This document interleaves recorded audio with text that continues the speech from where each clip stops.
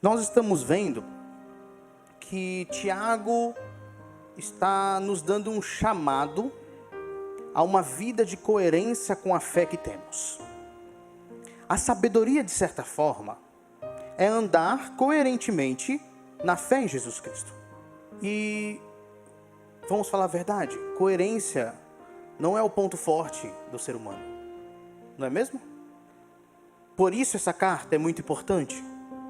Ela nos faz reviver a necessidade diária de mantermos o padrão, a coerência com o que cremos.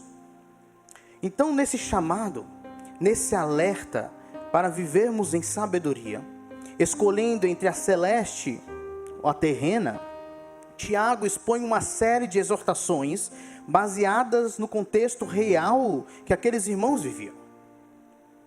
Hoje a exortação de Tiago é: sábio é aquele que age com misericórdia e não com favoritismo.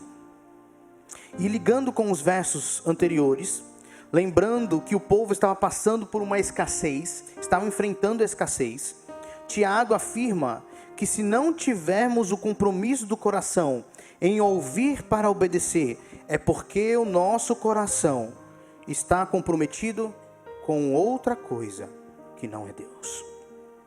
Então, na provação da escassez, Tiago está querendo dizer: cuidado, vai surgir a porta da tentação da ganância.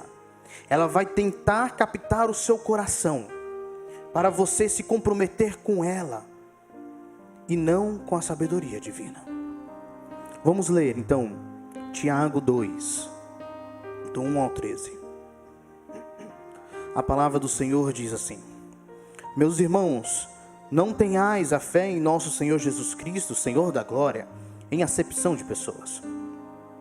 Se, portanto, entrar na vossa sinagoga algum homem com anéis de ouro nos dedos, em trajos de luxo, e entrar também algum pobre andrajoso, e tratardes com deferência o que tem os trajos de luxo, e disserdes: tu assenta-te aqui em lugar de honra, e disserdes ao pobre: tu fica ali em pé, ou assenta-te aqui abaixo do estrado dos meus pés. Não fizeste distinção entre vós mesmos e não vos tornaste juízes tomados de perversos pensamentos? Ouvi, meus amados irmãos, não escolheu Deus os que para o mundo são pobres, para serem ricos em fé e herdeiros do reino que Ele prometeu aos que o amam? Entretanto, vós outros menosprezastes o pobre. Não são os ricos que vos oprimem, e não são eles que vos arrastam para os tribunais? Não são eles os que blasfemam o bom nome que sobre vós foi invocado? Se vós, contudo, observais a lei régia segundo a Escritura: amarás o teu próximo como a ti mesmo, fazeis bem. Se todavia fazeis acepção de pessoas, cometeis pecado, sendo arguidos pela lei como transgressores. Pois qualquer que guarda toda a lei, mas tropeça em um só ponto, se torna culpado de todos. Porquanto aquele que disse: não adulterarás, também ordenou: não matarás. Ora, se não adulteras, porém matas, vens a ser transgressor da lei. Falai de tal maneira, e de tal maneira procedei, como aqueles que hão de ser julgados pela lei da liberdade. Porque o juízo é sem misericórdia para com aquele que não usou de misericórdia. A misericórdia triunfa sobre o juízo. Antes de adentrar aos versículos, e irmos versículo por versículo, eu queria dar uma estrutura desses versículos que lemos do 1 ao 13. No versículo 1, Tiago nos dá uma certa tese que ele quer passar. Uma verdade, um princípio, ok? No versículo 2, ele vai dar uma ilustração negativa da tese. Uma ilustração para justificar, inclusive, a sua tese. No versículo 2 e 3, ok? Dos versículos 4 em diante, vai dar 4 razões para nós sobre por que não agir com favoritismo. Porque a ganância que levou ao favoritismo vai te atrapalhar a viver piedosamente no Senhor. Então, é essa estrutura que nós veremos nesses versículos. Então ele começa afirmando sua tese de que quem crê no glorioso Senhor Jesus Cristo não pode fazer acepção de pessoas. E a pergunta que a gente faz é: quem não sabe disso? Você acha que um crente no Senhor Jesus não sabe que ele não deveria fazer acepção de pessoas? Que ele não deveria agir com favoritismo com algumas pessoas e com outras, na verdade, desprezar? Até os não crentes sabem disso. Até quem não é seguidor de Jesus Cristo sabe que pelo menos os crentes deveriam agir dessa forma, sem favoritismo, sem acepção de pessoas. Que essa seria a coerência de quem segue as Escrituras e quem segue Jesus Cristo. Até eles. Então por que Tiago está falando isso? Se isso de certa forma era algo óbvio, alguém poderia dizer: a gente precisa saber o óbvio às vezes. É verdade, a gente precisa saber o óbvio. Mas tem alguns pontos a destacar que vai indicar pra gente que não era simplesmente favoritar alguém no relacionamento. Não era simplesmente escolher gostar mais de alguém. Era algo a mais que isso. Primeiro, aqui há um dualismo ainda entre o alto e o terreno, entre o celeste e o terreno que a gente está vendo. Lembra? A pergunta é: quem de vós é sábio e tem entendimento? Que sabedoria vocês vão escolher no dia a dia de vocês? A celeste, a do alto, ou a terrena de baixo? Mas aqui a ideia é: vocês vão buscar a glória do alto, que pertence a Jesus Cristo, ou a glória terrena, que pertence a esse mundo? Há esse dualismo aqui nesse versículo 1. A ideia é que quem reconhece, quem crê na glória de Cristo Jesus, não vai buscar uma glória vazia nos relacionamentos ou nos bens. Aqui não é um mero olhar e gostar mais de alguns. Eles favoritavam aqueles de que poderiam tirar algo para eles. E olha como é mais profundo do que simplesmente gostar mais de alguém. Os olhos deles estavam fixados em receber algo, em tirar algo para si. Então eles pensavam: eu me aproximo do rico porque ele tem algo material a me oferecer. Eu me distancio do pobre porque ele não tem algo a me oferecer. É muito maior do que simplesmente não ir com a cara de alguém. É muito mais profundo e mais triste, mostrando literalmente a raiz do coração ali daquelas pessoas. E aqui eu lembro dos versículos 9 a 11 do capítulo 1, que diz lá: o irmão, porém, de condição humilde, glorie-se na sua dignidade, e o rico na sua insignificância, porque a riqueza passará como a flor da erva. A ideia então de Tiago aqui é mostrar que a nossa glória não está na posição que nós temos social. A nossa glória não está no quanto que nós temos de riqueza, mas a nossa glória está naquilo que nós somos em Cristo Jesus. Eles eram pobres e os ricos estavam ficando pobres daquela igreja, e a tentação era de, no favoritismo de uns, conseguirem riqueza na escassez. Essa verdade são para aqueles que não conseguem se gloriar naquilo que são em Cristo. Porque nossa glória não vem daquilo que passa, como a riqueza, como poder de certa forma, mas vem do que é eterno, meus irmãos. A nossa glória vem de uma pessoa, de Jesus Cristo, aquele que realmente é glorioso.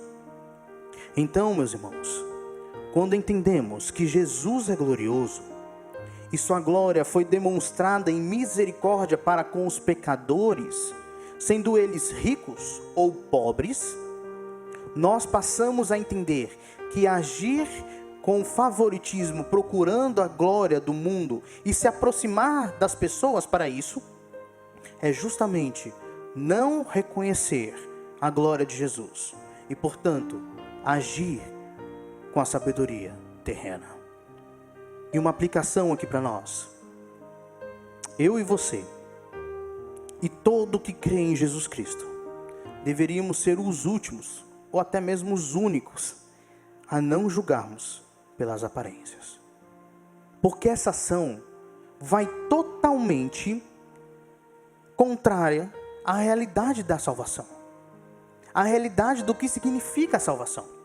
Primeiro, nós não reconheceríamos Jesus como Deus se Ele não revelasse para nós.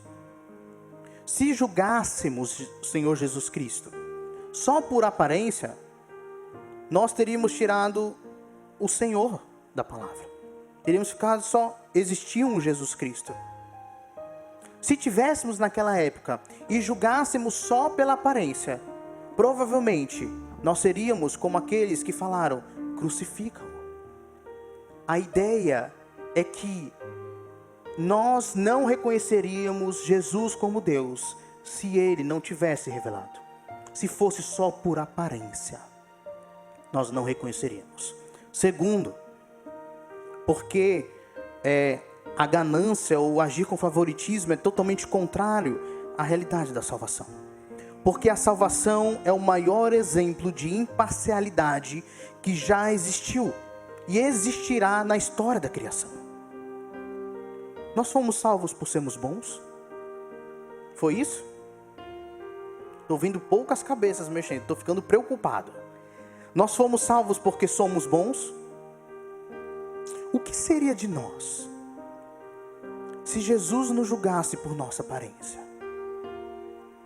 Que até os nossos atos bons são pouco perto da benevolência daquele que é totalmente e sempre bom.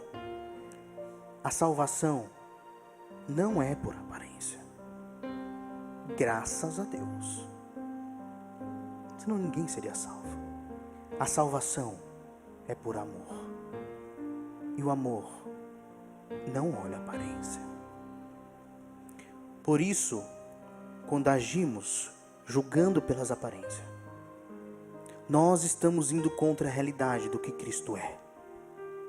Nós não estamos reconhecendo quem de fato Ele seja. Quem de fato Ele é. Glorioso. Então, esse primeiro versículo está aqui para mostrar que nós devemos ser coerentes com a nossa fé. Não agindo com ganância ao fazer favoritismo de certas pessoas para só reter algo daquelas pessoas. Nos versículos 2 e 3, nós temos o exemplo para justificar a tese. Se, portanto, entrar na vossa sinagoga, e aqui eu já vou dar uma pausa, porque sinagoga a gente já pensa naquele templo, naquela construção judaica, né? Mas não é isso. Sinagoga aqui é reunião, ok? Então, onde eles estavam reunidos, ali é a sinagoga, tá bom? Então, se portanto entrar na vossa reunião, algum homem com anéis de ouro nos dedos, em traje de luxo, entrar também algum pobre andrajoso, e tratardes com deferência o que tem os trajes de luxo, e lhe disserdes, tu assenta-te aqui, em lugar de honra, e disserdes ao pobre, tu fica ali em pé, ou assenta-te aqui, abaixo do estrado dos meus pés. Duas pessoas entram no local onde a igreja se reunia. Duas posições, status sociais diferentes. Duas vestimentas diferentes. Duas vidas financeiras diferentes. E, infelizmente, dois modos de receber essas pessoas diferentes. Meus irmãos, aqui, nitidamente, é o exemplo de acepção de pessoas que aquela igreja provavelmente fazia. Entrava alguém rico, com roupas boas, adereços chamativos, ok? Adereços chamativos. As pessoas já pegavam essa pessoa, colocavam, senta aqui na frente, senta aqui nesse lugar aqui que é reservado para vocês. Mas chegava um pobre, com roupas sem luxo, roupas literalmente se desgastando, a ideia aqui, e fala: você não tem direito de assentar nesses lugares não, você fica em pé ali, ou se quiser sentar, debaixo do estrado dos meus pés. O estrado dos pés é onde ele sentava e colocava os pés em cima de algo, né, do estrado. Então, você nem no estrado você tem direito de sentar, você senta no chão, a ideia. A gente pensa: não, fazer um negócio desse a gente não iria fazer. Mas, se a gente parar para pensar um pouquinho, será que nós estamos preparados para recebermos pessoas que a vestimenta está rasgada, pessoas que às vezes estão sujas porque moram na rua ou não têm oportunidade de tomar sempre banho? Nós estamos preparados para receber essa pessoa? O seu coração, o meu coração, está preparado? Ou às vezes, naquele nosso olhar, às vezes a gente pode simplesmente pensar, lógico que a gente não vai refletir dessa forma, mas no fundo do nosso coração às vezes pensa: não, essa pessoa não está adequada para ouvir, para entrar na reunião. Mas o que é pregado aqui na igreja? Pelo menos eu espero que nós preguemos. O que é pregado? O que a gente prega aqui na igreja? A palavra, Deus, Jesus Cristo, o Evangelho, não é mesmo? Que é para todo tipo de pessoa. É uma coisa que nós devemos pensar. Então, a partir do versículo 4, Tiago vai começar a mostrar que agir com favoritismo é incompatível com a glória de Cristo. Agir, ter a ganância que leva a esse favoritismo é incompatível com a glória de Cristo. E vai nos dar 4 motivos, 4 porquês disso. Versículo 4, ele diz: não fizeste distinção entre vós mesmos e não vos tornaste juízes tomados de perversos pensamentos. Primeiramente, dentro da própria igreja, tinha distintas posições sociais ali, provavelmente. Mas a maioria das pessoas ali eram pobres. Eles estavam distinguindo não só os que chegavam, mas também os que já faziam parte da igreja, pela posição social, pela posição financeira. Então, favoritismo, acepção de pessoas, é agir como juízes tomados de perversos pensamentos. E aqui vai o nosso primeiro motivo. Quando o nosso coração não está comprometido com a sabedoria do alto, começamos a julgar, a analisar a vida pelo critério errado. Então a ganância que leva ao favoritismo, que demonstra pra gente que nós não estamos agindo coerentemente com a glória de Jesus Cristo, com quem Jesus Cristo é, mostra pra gente exatamente que nós agimos, julgamos e analisamos a vida pelo critério errado. Nesse caso, a ganância roubou o compromisso do coração daquelas pessoas, a ponto de a vida passar a ser mais sobre possuir e conquistar, e não sobre ser algo. Por exemplo, eles olhavam para o trabalho, então trabalho é sobre dinheiro, não sobre vocação. Vida sobre ter muito, e não sobre ser a imagem de Deus. Então eles estavam meio que julgando a realidade daquilo que eles estavam vivendo pelo critério errado, pelo critério da ganância. Então, nós sabemos muito bem que dinheiro compra remédios, mas não saúde. Pode comprar uma casa, mas não pode comprar um lar. Dinheiro pode comprar pessoas, mas não amigos. Pode comprar cama, mas não compra o sono. Pode te dar uma vida confortável, que não é errado, ok? Mas o dinheiro não dá a vida eterna. É isso que aquelas pessoas não estavam conseguindo enxergar. Porque o padrão pelo qual eles analisavam os seus relacionamentos, eles viviam esses relacionamentos e analisavam a realidade ao seu redor, era o padrão da ganância. Então, nós sabemos que favoritismo é incompatível com a glória de Jesus, porque passamos a analisar a vida pelo critério errado.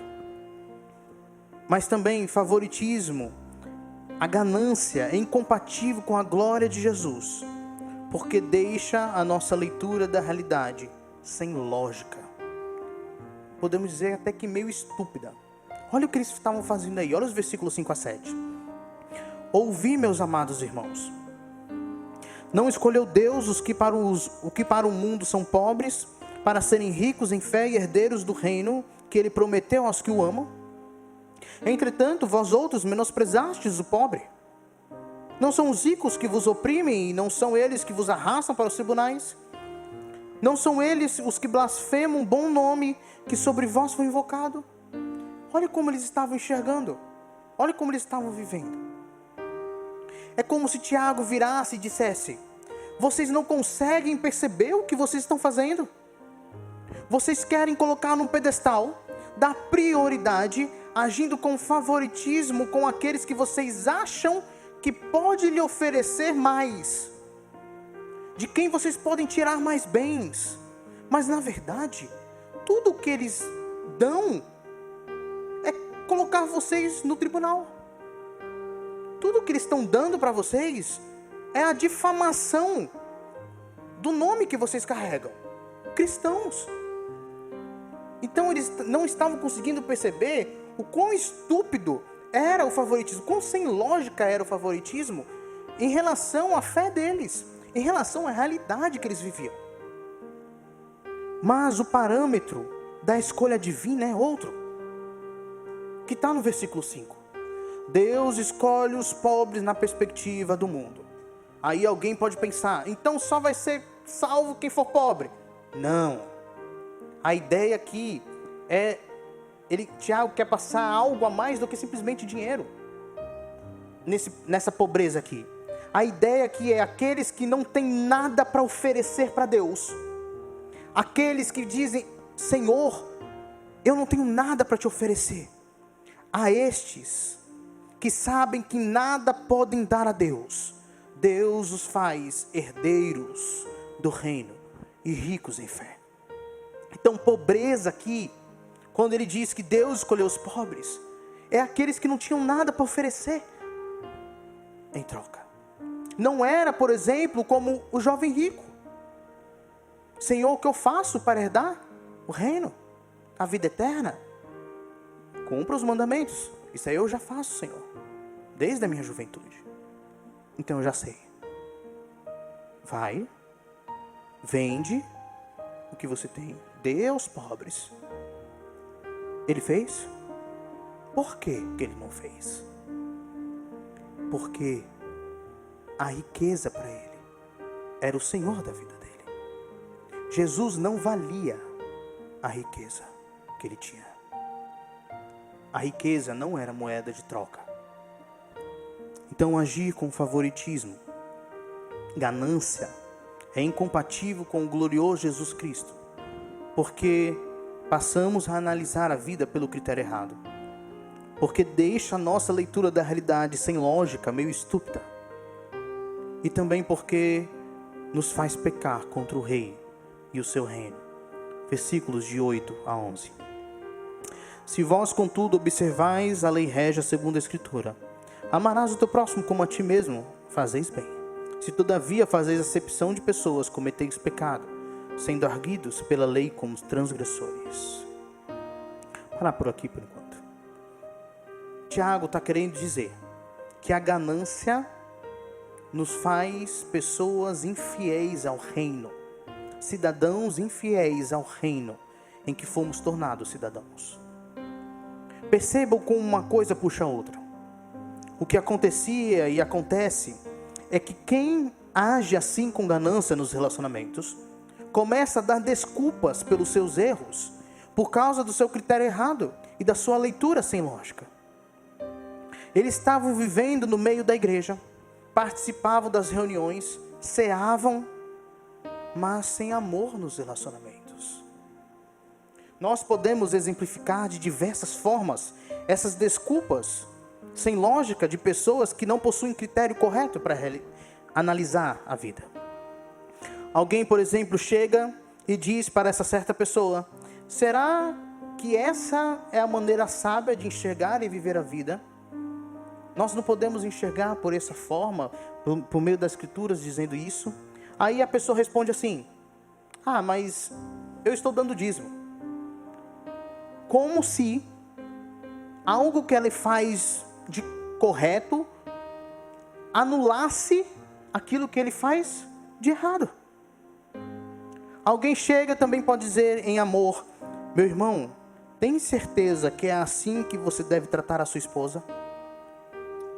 Aí ele responde: mas ao menos eu estou indo para o culto.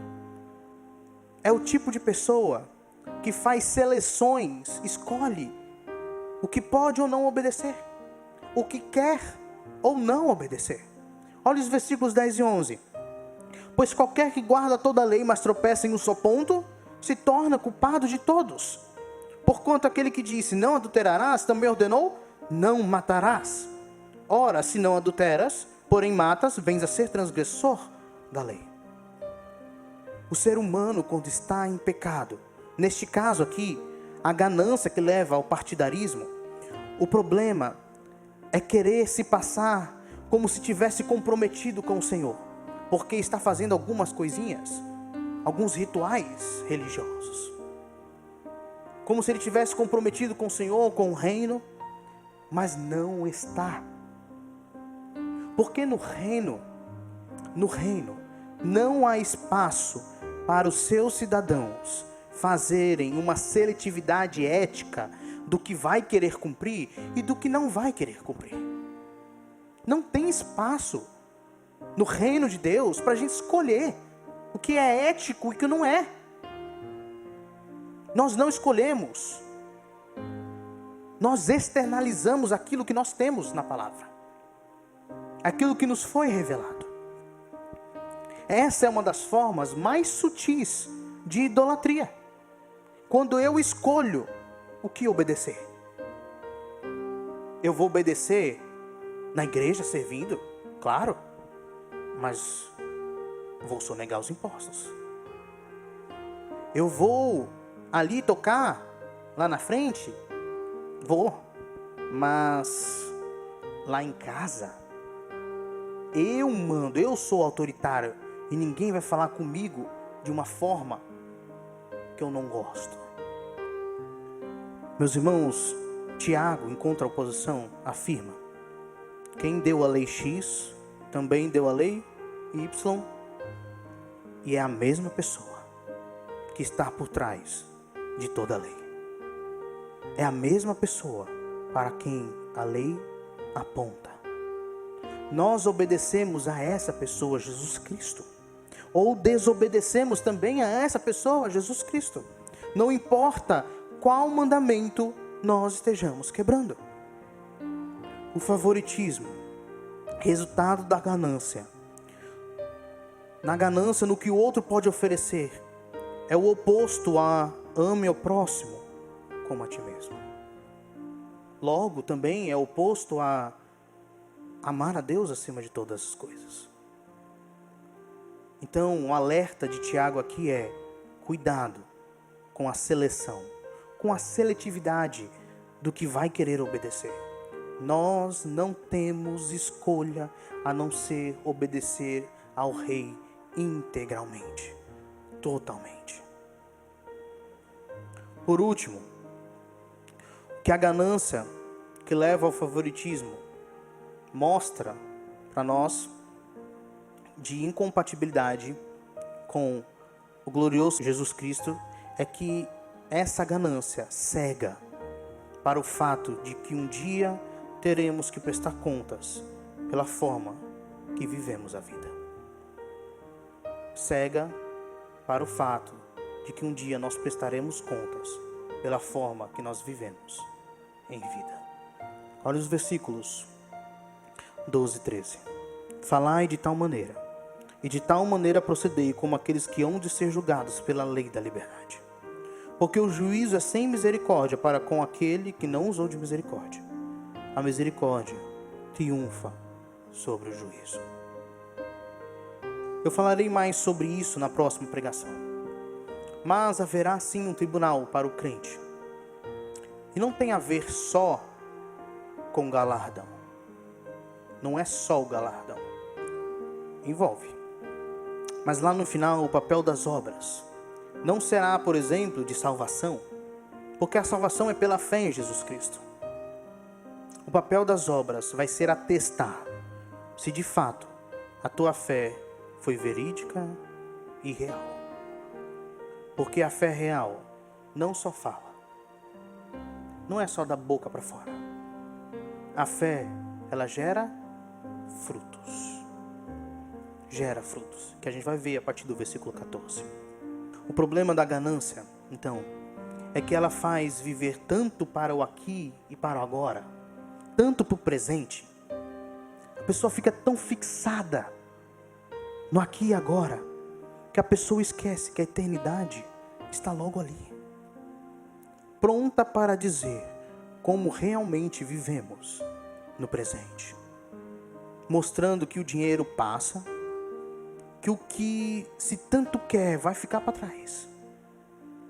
A eternidade está logo ali. E o problema da ganância é que ela nos faz esquecer que somos apenas um mordomo de apenas isso. Quero trazer algumas aplicações para a gente. Primeiro, quando a escassez chegar, se a provação financeira te encontrar no caminho, lembre que não será a ganância que resolverá o seu problema. Sabe o que é que vai resolver o seu problema? Quando chegar, o nosso problema, se chegar, é a consciência de saber que o nosso Pai, antes de tudo, sabe o que nós precisamos. É ter a certeza da providência. É lembrar e ter no coração que o meu Pai sabe do que eu preciso. Deus sabe do que eu preciso. Eu e você não somos órfãos. Nós temos um Pai. E Ele sabe o que nós precisamos hoje. E Ele sabe o que nós precisamos amanhã. Ele sempre sabe. Eu não sei como será o amanhã, meu querido irmão, minha irmã, mas nosso Pai sabe do que nós precisamos. E lembremos sempre que nada chega em nossas mãos sem antes ter passado pelas mãos de Deus, pelas mãos da providência. A ganância, ao contrário, é sobre achar que Deus não é suficiente hoje e nem suficiente amanhã. Ganância é o nosso coração dizendo para nós que Deus não é suficiente e precisamos de 300 bilhões, 1 milhão de outras coisas para estar contente, para estar feliz, para estar satisfeito. Deus é suficiente e Ele sabe do que a gente precisa. E a segunda aplicação, como vimos, o poder, a ganância cega, nos fazendo buscar a glória nos relacionamentos, agindo com partidarismo. Mas só que existem questões mais importantes que nós mesmos, que só a eternidade vai nos fazer entender. Só a eternidade vai nos fazer entender que existem questões para além de nós. É por isso que Jonathan Edwards, em uma pregação muito profunda e marcante, ele termina a pregação dizendo: ó Senhor, grava a eternidade nos meus olhos. Porque todas as vezes que nos esquecemos que existe um além, que existe uma infinitude. Toda vez que eu me esqueço que aqui na verdade é uma ponte para a real cidade, para a verdadeira vida, sempre que nos esquecermos disso, começaremos a ter as prioridades desajustadas, fora do lugar. Passaremos a incansavelmente procurar sentido e razão só olhando ao redor, só olhando o que tem aqui no meu campo de visão, no dinheiro, na riqueza, poder, e não viver para a glória de Deus. Mas se parasse aí, afetaria mais só nós mesmos. Mas não para aqui. Porque ao ter as prioridades desreguladas, afetaremos os nossos relacionamentos. E aí piora. Viveremos para a glória própria e buscando no outro o que eu tanto quero. Meus irmãos, vivamos desejando servir ao Cristo glorioso, dando somente a glória a Ele que é merecedor. E assim viveremos nos relacionamentos com amor e misericórdia, refletindo a crença que temos nesse glorioso Senhor. Sabe qual vai ser o resultado disso? Comunhão. Comunhão no se doar. Comunhão no servir ao outro. Comunhão. Só assim para refletirmos quem Cristo é, sua glória, sendo coerente com a nossa fé. Porque Cristo, deixando a sua glória, escolhe não fazer uso dela, se doando a nós ao assumir uma forma de servo e sendo obediente até a morte e morte de cruz. Quando olhamos para a cruz, lembramos daquilo que cremos e de como devemos viver, sabendo que a eternidade está logo ali, com o julgamento das nossas obras. E a pergunta mais amedrontadora, mas a mais linda e também satisfatória, é quando chegarmos no julgamento final dos crentes, dos salvos em Jesus Cristo, e ser perguntado para nós: Cristo morreu por você. Vamos ver o quanto você morreu, quanto você se doou por Ele e pelo próximo em vida. É isso que será julgado.